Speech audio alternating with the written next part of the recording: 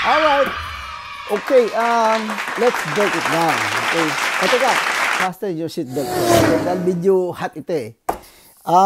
INC, okay, INC ay nagiging controversial ngayon dahil nga sa kanilang reputasyon na solid voters daw sila. Okay? At very unfair dahil dahil meron mga INC na hindi komportable diyan. Okay? At na-tarnish yung kanilang pagkatao. Okay? Pero mo somebody gonna decide on their vote. Parang ano nga naman yun eh, very unfair.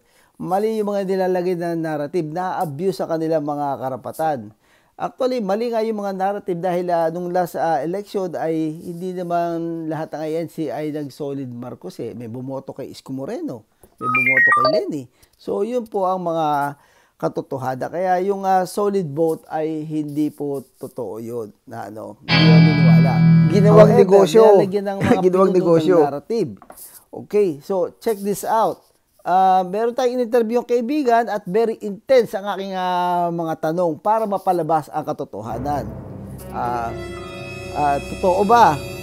Ang una kong tanong ay, totoo ba na bakit naghintay ang mga INC? Naglalagay sila narrative na ang mga INC ay hindi pa nagdi-decide kung sino nila sasamahan nilang kandidato. So, ang tanong ko, ang padalawang tanong, bakit? Hinihintay ba nila kung sinong malakas sa survey? They go negotiate kung ano mga kapalit na mga pwesto na makukuha? At ang nangyari ngayon talaga ay, ang nakuha ang pwesto ng mga ANC ay napakarami sa gobyerno. So, yun. At napakasangsang na amoy na nangyayari. Ngayon, kung babalikan natin yung Biblia, tunay na Biblia, at nakalagay naman sa Biblia na may mga tampalasan at ginagamit ang relihiyon sa prostitusyon. Yun ang mga nakalagay sa Biblia at prediction na yan. Okay? Umpisahan muna natin doon sa tampalasan ha. Yung tampalasan, ang ibig sabihin ng tampalasan ay mag-ingat kayo at maraming taong hypocrite na gagamitin ang pangalan ko. Okay? So I'm talking about yung mga pastor na mga walangya, ang mga tampalasan, yan sila Kimbuloy, at maraming mga pastor na mga pedophile, mga sex mga sex offender. Ang dami ngayon na labas ng mga pastor. At yung mga yan ay talaga ay nagko-camouflage pa, nagiging politician pa. Ang dami politician na sex offender.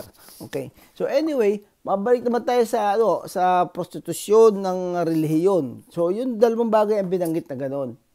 Kayo, kung ikaw ibinebenta mo ang relihiyon kapalit ng mga bagay-bagay na ay di ba prostitution yun? Di ba? Parang mga sa Batangas ang tawag namin yung pagarper yung highest bidder ang hinihintay. That is a prostitution. Ay talagang talagang magagalit na ang Diyos sa atin sa pagkagulo At it's hurt sa mga matatalinong INC. Ay baka mabawasan ang grupo nila sa pinagagawa nilang ito. Dahil madami nagagalit na INC. Dahil nililibak sila. Binebenta pala ninyo ang inyong boto. So, yun yung mga hindi naman ganun katanga ang mga tao Dahil madaming naiinis, nagagalit. Ang magbe-benefits lang dyan politician. Pero sa nangyayari ngayon, ay nadidegrade ang mga INC. So, INC ka, so wala kayong right na bumoto, maghihintay lang kayo kung sasabihin ko sino iboboto nyo. Siyempre, ma-open yung mga INC. Aangal yung mga yun. That is bad, okay? So, kung sino man yung mga INC na nakakapag-benefits lang doon sa mga negotiation, kung sino mga makakakuha ng mga pwestong ganyan, so yun talaga ang masigasig na naging tumatay bulaan ng propeta, ito ang nagbubulong, ito ang inuutos sa inyo. Ng inyong konsensya. Hindi ko alam kung anong sasabi nila, kung anong pangako. Ito ang kinabukasan. So, forget your rights, forget kung ano nararamdaman nyo. Forget kung humahanga kayo sa ibang kandidato, kalimutan nyo yan. Ito Ito ang sinabi ng ating nasa taas itong mga namumuno. That sucks. Yun, I'm sorry, naging katawa-tawa sila ngayon talaga. Oo, hindi, ang ano ay ang dami kong kaibigan na mahuhusay na tao, na mabababait na tao, talagang nadidismaya. At yun, pagka kinukomprot mo sila na totoo ba? Hindi ko natatanong kung sino iboboto mo. Alam ko naghihintay pa yung pinuno ninyo, magdi-decide pa kung sino iboboto nyo. Parang ano yun eh, parang very offended yun eh. It's hurt at masakit din yun sa mga tao. Hindi naman nila may tatanggi ang nangyayari dahil gara pala niya. 2 weeks na para ba, ano ba yun? Binabandera na sila malakas, sila importante yung boto nila. Oo. Sabi nga nung mismo nga Iglesia ni Cristo hindi totoo yan. Kita mo, natalo sila ni Lenny. Hindi naman sa solid votes yan. Pero ano yun, ngayon, naglalagay sila ng narrative na ganyan para ibig sabihin talaga malakas sila, importante yung kanila makuha ng mga politiko, yung kanilang solid vote, ay yung ano yun parang prostitution na talaga prostitution na ng relihiyon ang nangyayari. Whoever the pimp ng ito, kung sino man nagpipip dito, ay talagang mananagot sila doon sa taas na So, ginagamit ang relihiyon. At kung there was a time, ang daming issue sa relihiyon yung Vatican, may sariling department na tagapag-arilo at milyon-milyon dolyar ang inuubos. Napakaraming pedophile nga naman na pare. Hindi naman Iglesia ni Cristo lang Madami. Oo.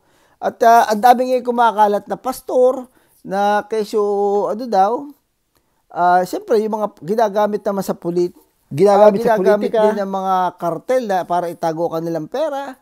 So,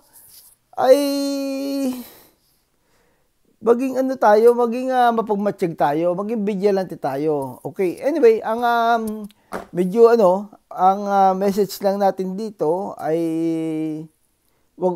very offended ho dun sa sana naman yung namumuno dun sa iglesia. But sino ba naman tayo? Pero kawawa ho yung yung mga iglesia ni Cristo na matitino naman, na hindi nila gugustuhan yung ganyang inilalako yung ikinakalakal sila ang kanilang pagkatao dito sa politika. So, yun, okay? Hindi ba? Okay.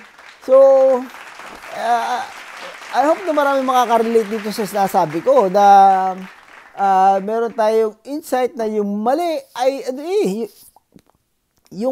ay parang ipinoprogram sa tao na kasanayan nyo na lang. Okay? Maging sanay na kayo sa mali. Tanggapin nyo na lang yung mali. Okay? So, maraming nagtatayo ng maraming nagiging pastor. Di ba? Nagiging pastor. Dahil nga naman pag pastor ka na, pwede ka mamuliti ka. So, anyway, it sucks. So, anyway, it's been a week now na hindi tayo nag-vlog. Kaya nga tamad na vlogger. Pero at binomonitor ko yan at pag binakita ako ng mga maling narrative at saka yung mga namimiss ng ibang mga vlogger ay ay kailangan mag-follow up tayo. So hanggang doon lang, okay? Alright, so I'll see you with my next vlog. Alright? Peace out.